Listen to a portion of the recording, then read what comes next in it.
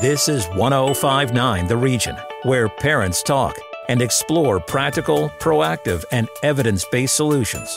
This is Where Parents Talk with Lianne Castelino. Hello and welcome to Where Parents Talk here on 1059 The Region.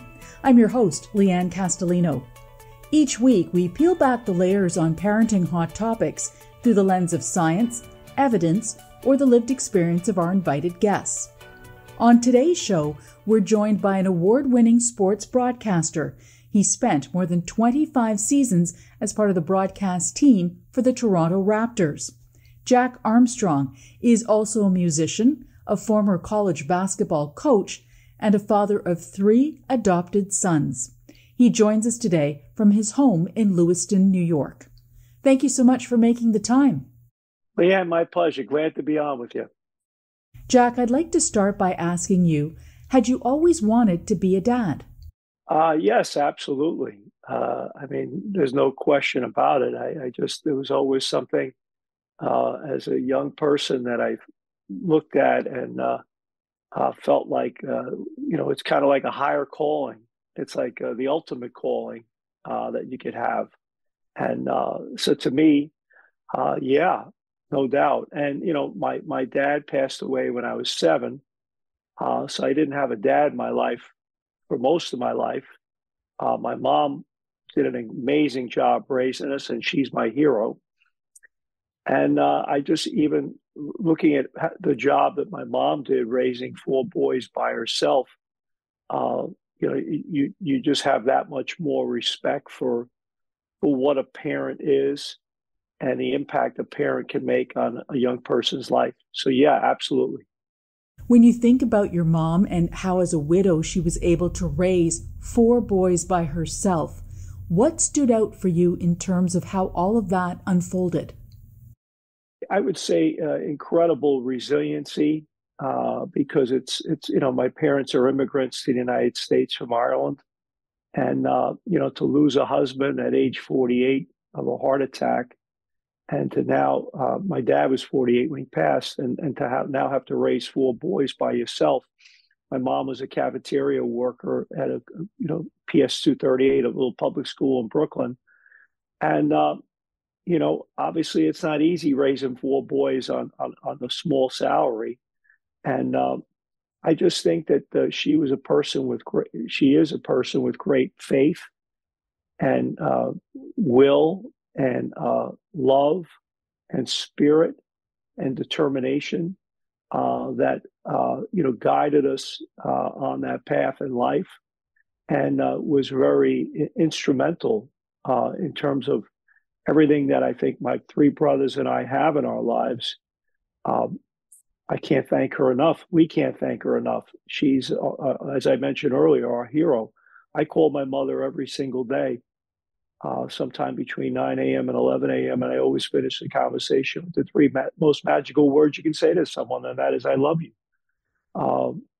She's 96 and lives on her own in New York, and she's doing great. And, we're her legacy. And, now my children and my 3 brothers' children are her legacy. 14 grandchildren, now a great-grandchild. And, so to me, I'm just part of that circle of life and part of that little piece of the puzzle. And she just showed us the right way. And there were, obviously growing up in Brooklyn, there were some challenging situations in a challenging place. And, a lot of people I know went the wrong way. And she wouldn't let us go the wrong way. She was our guiding light. So to me, you look back sometimes and you say, how did I get through that? And, you always come back to that same person. And as much as you want to give yourself credit, you always look back and you say, no, that was instilled in me. And I think that's the higher calling I'm talking about in terms of parenthood, that you kind of leave a little bit of yourself within that next person that you have an impact on. And not just as a parent, as a coach and as a mentor and a colleague, whatever, a friend. We all leave a little something of ourselves with each other. Now, speaking of being a guiding light, you became a coach at a young age and coached at a high level before you became a parent yourself. Was being a father figure part of how you saw yourself as a coach? Oh, yeah, definitely. I think that it would be disgraceful if you didn't see that as a big part of your job. If you're just in it for the clear cut, hey, winning and losing, hey, this is a business, then players see through that. And I think that has an impact on the relationship. And when that relationship reaches a point, as it always does in coaching, where there's going to be disagreement and conflict and trying to get back on the same page, if you haven't shown that you care about them as a person, first and foremost, it's going to be hard to bridge that gap. And I've always been a big believer. You can go through life being a bridge builder, or you can go through life being a wall builder. And I'd rather build bridges than I'd rather build walls. So that's all part of it, is that you show you care, you're there for them, you have empathy and love and spirit and soul, and you're in there in the fight with them. Sometimes you're giving them tough love and telling them what they need to hear rather than what they want to hear. But nonetheless, you're there for them and you have their back because it's not transactional. It's real. It's love, and it's passion, and it's emotion, and it's something that it's a shared journey. And just like it's a shared journey with your own children as a father, it's that same journey with your players. And I used to always say, as a college coach, that these 4 years affect how you do the next 40. And we're part of that. And the thing I'm most proud of is that every guy I coached in my time at Fordham University and Niagara University has their college degree. And maybe I played a little small part in their development, not only as a student, but much, much more, and as a player, but much, much more importantly, trying to help them on their journey as a young man reach their goals and reach their potential. You are listening to Where Parents Talk on 105.9 The Region.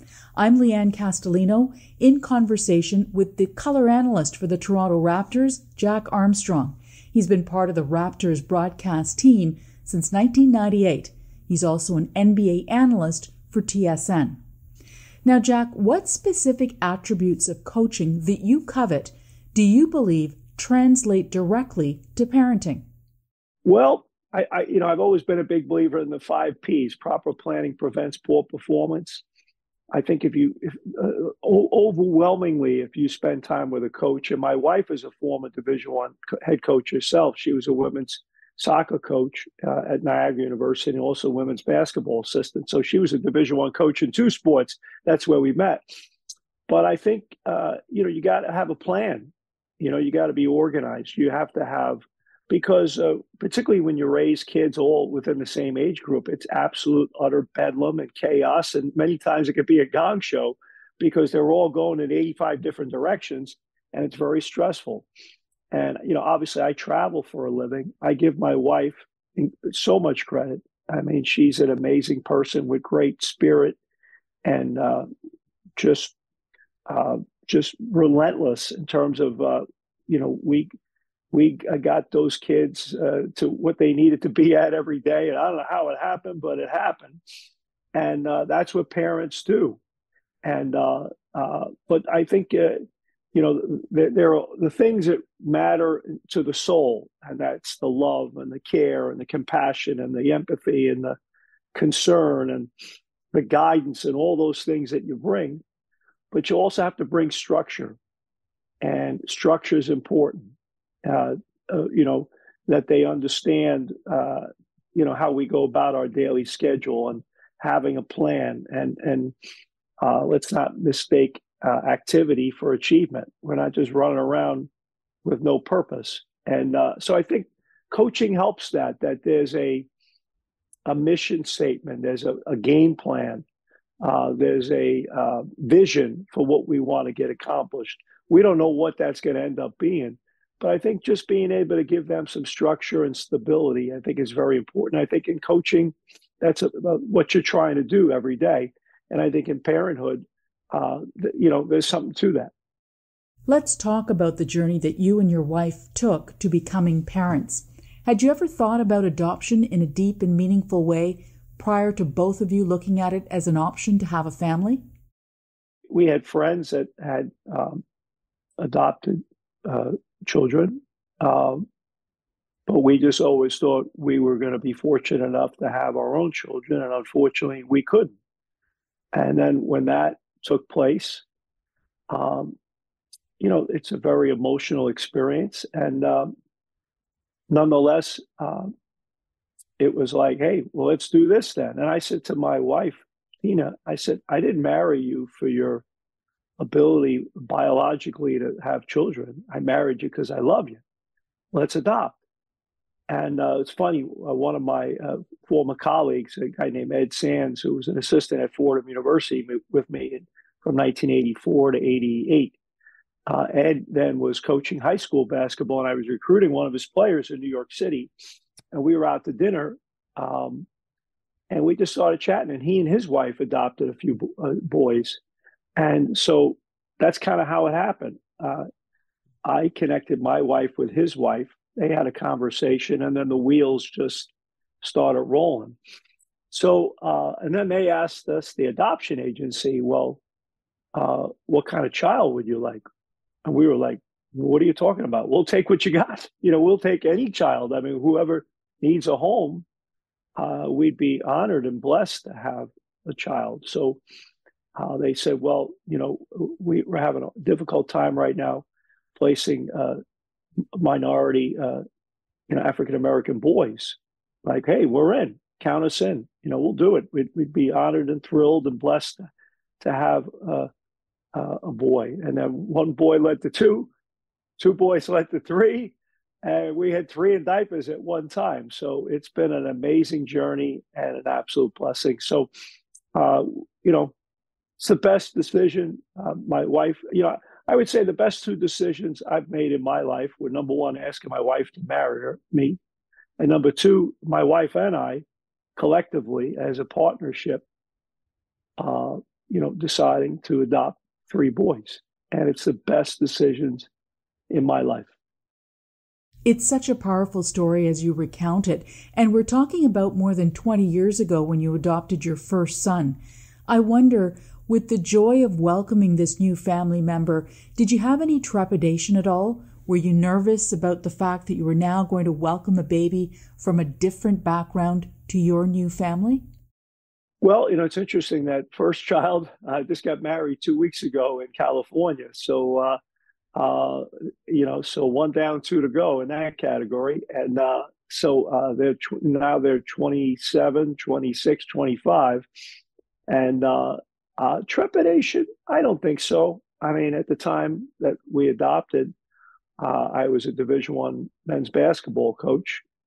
My wife was a soccer coach. I mean, and particularly in what I do, there are a number of African-American players that I coached and coaches that work for me, good friends. So I felt like I was in the perfect environment and to have a support system. And then going from coaching to working in the NBA with the Raptors, where I'm in my 26th year, again, there was that natural connection that they're going to be around some people that look like them and could be also mentors and role models to them and help along that journey. But the thing I learned a long time ago, growing up in Brooklyn and in my whole career as a coach, whether it be grade school, high school, college, my whole experience, people are people. Yeah, we all come from different backgrounds and all that, but ultimately it's your soul. That if I cut you and you cut me, we both bleed the same color, and we're people. And it's ultimately about the love and the compassion and the care and your soul, and being able to get past all that other stuff. And to me, that's what it's all about. So, you always have moments where you say to yourself, can I can I bridge that gap sometimes? And other, there are times where you say, I need a little bit of advice, and I would reach out to folks that maybe have walked in those shoes to help me through some of those things. And it's been very helpful. More ahead with our guest, award-winning broadcaster Jack Armstrong, color analyst with the Toronto Raptors and father of 3 boys. When we come back, raising kids in an increasingly racialized world. Where Parents Talk returns in a moment. Stay with us. Want to learn more about the show? Email info@whereparentstalk.com. Stick around. Lianne Castelino and Where Parents Talk will be right back on 1059 The Region. Welcome back to Where Parents Talk. Listen live at 1059theregion.com. Here's Lianne Castelino. Welcome back. We are talking about adoption and transracial parenting with our guest, Jack Armstrong, color analyst with the Toronto Raptors and father of 3 adopted sons. Now, Jack, you mentioned meeting people with adopted children in your circle, as well as being around various cultures and races as a basketball coach. Did those experiences then give you confidence to become a dad? Well, I just think in your heart, you're doing the right thing. And your faith that you're doing the right thing, and the support. My mom, my wife's parents, my wife's family, my family, our friends, everyone got behind us and were incredibly supportive. And I just think that, our kids were just smothered with love and support and direction and foundation and structure, that, anywhere they turned, there was somebody there for them, and somebody with an embrace and a kind word, and sometimes a very direct word when they needed it. Because when you're raising 3 boys, they need that. Mm-hmm. So to me, I don't know. I don't know if it was confidence. I just felt like, hey, in your heart, when you're doing the right thing, the answers start coming on their own. You talk about the importance of a game plan and of structure. In your case, travel and being away from home have been staples of your career and work life for the entire time that you've been a parent.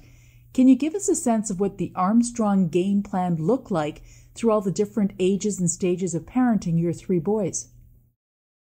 Well, the funny thing is, we have a mudroom downstairs here in our house, and there's a calendar in the mudroom.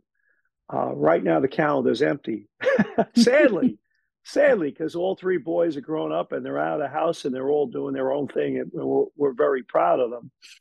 But that calendar on a weekly basis was completely filled. And, people ask me sometimes, why don't you live in Toronto? You work in Toronto. Why don't you live in Toronto? My wife's family's from here in Lewiston. And, you look at the fact that where I live, I can look out my window right behind me, and Canada's 400 yards from me. I live right across from Niagara-on-the-Lake. I live right on the Niagara River. So I'm kind of like an adopted Canadian. A lot of adoption going on. And but to have my wife's family around here and a kind of a built-in support system for my kids, it just made complete sense to stay here and for me to commute in and out when I needed to. And it's worked out great for 26 years. I'm glad we stayed here. And all my friends from Toronto, when they come and visit and they go, wow, you live right on the Niagara River across from Niagara-on-the-Lake. What a beautiful spot. And now it all makes sense of why you would stay where you are, because your kids had that built-in support system. So, and I'm not saying it wouldn't have happened in Toronto. It just was easier at that point when you have 3 in diapers at one time. That, you need that stability and that sureness that when I'm on a road trip for 2 weeks, that my wife has the help that she needs. And, her family and friends. And we have a young lady that her mom was in our wedding party, one of my wife's dear friends, and her daughter ended up being kind of like somewhat of our nanny, that she would drop by the house every day at 3:00. My wife was working, and she picked them up at school, and they'd sit around the kitchen table and they'd have grilled cheese or whatever, and they'd do their homework. And then my wife would get home from work around 4:30, and then off we go to hockey and basketball and swimming and all these different activities every night. And so it was just mayhem. And then when I would have my off season, I was kind of like the proverbial Mr. Mom, where I'm taking the three boys everywhere. And, I said to myself, how did I do it? How did my wife do it? When you have maybe a 7, 6, and 5-year-old at home, you get home at 4, and now you're up at 6 because you got to be at the rink at 6:30 to lace up their skates and put them on the ice. And then there's a full day ahead where, they're going to 3 different sports and all that times 3, so you think of the energy that you have and you have to have. But the thing I learned too is that at some point in time, you got to let go of that it's about you and get to the realization that it's now about them. It's their time. I've had my time, and I'm not giving up on myself, and my wife didn't give up on herself. And you need to have your time with your friends and your time together, more importantly, as a husband and wife, to do your thing. But you got to put a lot into it. You got to dive headfirst into their lives because they're the ones that matter. And we're adults now, and we got to help them get to that point. If you were to take a guess, any idea how your sons would describe you as dad? You know what? Honestly, I couldn't answer that question because they would be the ones that have to describe it. I can tell you what I've tried to do as a dad. And as we know, and as every parent knows, and as every coach knows, as every leader knows, we succeed in some areas, we fail in others. But I always try to. I tell my kids every single solitary chance I get, whether it be a spoken word, the written word, through action. I always tell my kids I love them. Every time I'm in their presence, I hug them and always kiss them. And there's tough times too, where you got to give them tough love and you got to set them straight and you got to say, no, this is unacceptable. And these are the standards and you're not meeting the standards. And I expect more of you, and we're going to get there, and I'm going to be there to help you get there. And there are going to be times you don't want to do it, but you're going to do it. And so I would say I've tried to be, of the two of us, I think my wife is a very direct, come at you, straight. And, I think my boys all know her bark is a little bigger than her bite, but nonetheless, there's bite. And they're on blast when they're around her. And yet I could be very firm and direct as well. But nonetheless, I'm probably more of the conversational type.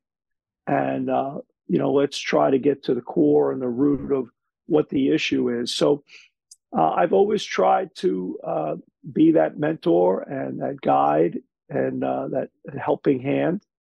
It's really cool to see how they navigate the world now. Speaking of navigating the world, certainly in the last 3 years in particular, the whole issue of race and racialization are in the headlines basically every day since the death of George Floyd. How did you address this topic with your sons? Well, it was a very painful time in everyone's life. And obviously, I think for my sons, the good part of it was that they were older and they could absorb it a little bit better. Maybe if they were 10, 11, and 12 rather than in their early 20s, it probably would have been even a little bit more difficult. But so that my point is, I think I could have a really adult, direct conversation with them about what was going on and how disgraceful it was and how that the world has to change and the United States has to change and the history in terms of civil rights and race relations needs to grow and improve not only significantly, but dramatically. So being able to have those conversations with your children and say, hey, I support this and I support how you feel and we're here for you. And we've always been here for you, and we're always going to be here for you.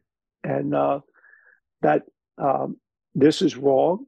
I think ultimately when I look at it from my wife and I, some people talk it, other people live it. And I feel like my wife and I have lived it. We lived the cause. And that is that we love these three boys. And I couldn't love a biological son or daughter any more than I love my three sons. And I think that's what kind of the whole core of everything is that why are you looking at someone based upon the color of their skin or their religious background or whatever the case may be? What does that have to do with anything? It should have nothing to do with anything. So to me, I think that's the lesson we've always tried to instill is that, it's about people. It's about who, respecting people. And, I don't know. I think that goes back to my faith. Jack, what would you say strikes you most as you look out at the parenting landscape today? Well, I think the biggest challenge is, and there's so much pressure on parents today for you to raise the perfect daughter or the perfect son. And that's never going to happen because we're all perfectly imperfect.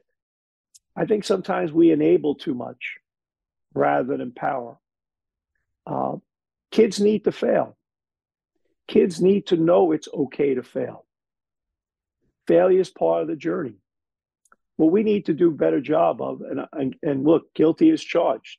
I think I've been guilty of enabling, and I feel like I've been at my best when I've empowered. We have to teach them resiliency. We have to teach them that you're going to fail, and that's okay. We're going to be here for you. And the most important thing is you got to get back up.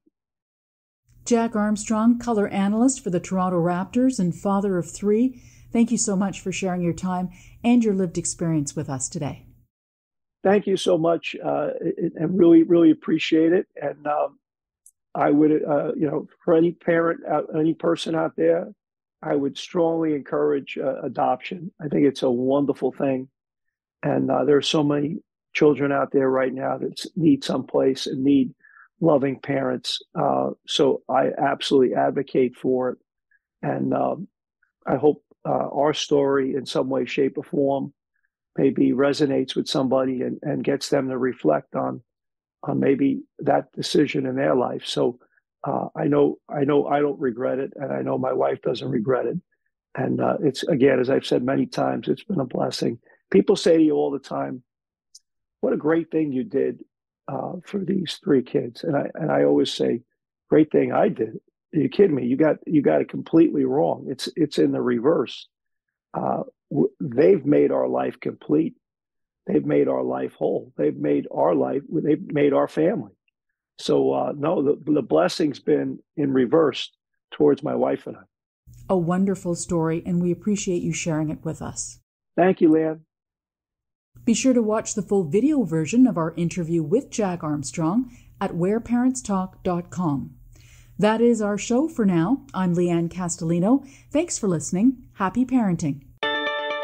Sign up for Lianne's parenting newsletter and so much more at whereparentstalk.com. This is Where Parents Talk on 105.9 The Region.